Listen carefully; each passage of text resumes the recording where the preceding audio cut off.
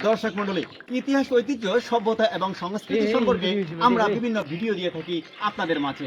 ঠিক সেই ধারাবাহিকতা রক্ষা করে আজকে আমরা চলে এসেছি কুষ্টিয়া জেলার মিরপুর উপজেলার চিথুলের ইউনিয়নের পাশেই অবস্থিত হচ্ছে শত বছরের এই বটগাছটি।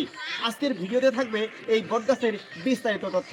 সম্পূর্ণ ভিডিওটি দেখার জন্য আপনাদেরকে আমরা আলম টিভি 24 এর পক্ষ থেকে সাদর আমন্ত্রণ জানাচ্ছি। কুষ্টিয়া জেলার মিরপুর উপজেলার এর চিথুলে ইউনিয়নের পাশে দাঁড়িয়ে আছে এক রহস্যময় প্রাচীন বটগাছ।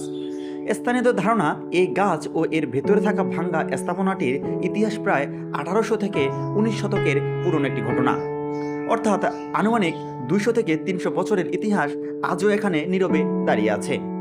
ধারণা করা হয় 1750 থেকে 1850 সালের কোনো এক সময়ে এখানে একটি ছোট হিন্দু মন্দির, জমিদার আমলের পূজাস্থল কিংবা আধ্যাত্মিক কেন্দ্র গড়ে উঠেছিল।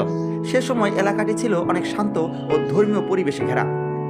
গ্রামের প্রবীণ মানুষের মুখে শোনা যায়, এক সময় সন্ধ্যা হলে এখানে প্রদীপ জ্বলত, পূজা হতো আর আশেপাশের মানুষ এখানে এসে প্রার্থনা করত।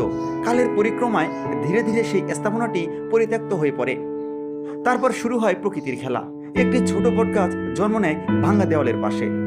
শত বছরের ব্যবধানে সেই গাছের শিকড় ধীরে ধীরে জড়িয়ে ফেলে পুরনো স্থাপনাকে। আজ মনে হয় ইতিহাস আর প্রকৃতি যেন একসাথে মিশে গেছে।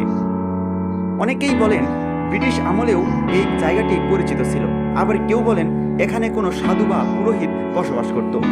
যদিও এর সঠিক ইতিহাস এখনো পাওয়া যায়নি, তবে পুরনো ইটের গঠন ও গাছের বিশাল আকৃতি দেখে সহজেই বোঝা যায় এটি সাধারণ কোনো স্থান নয়। আজও যখন কেউ এই বটগাছের সামনে এসে দাঁড়ায়, তখন মনে হয় এ যেন শুধু একটি বটগাছ নয়, বরং কয়েক শতকের নীরব ইতিহাস নিজের বুকের ভেতর লুকিয়ে রাখা এক জীবন্ত সাক্ষী।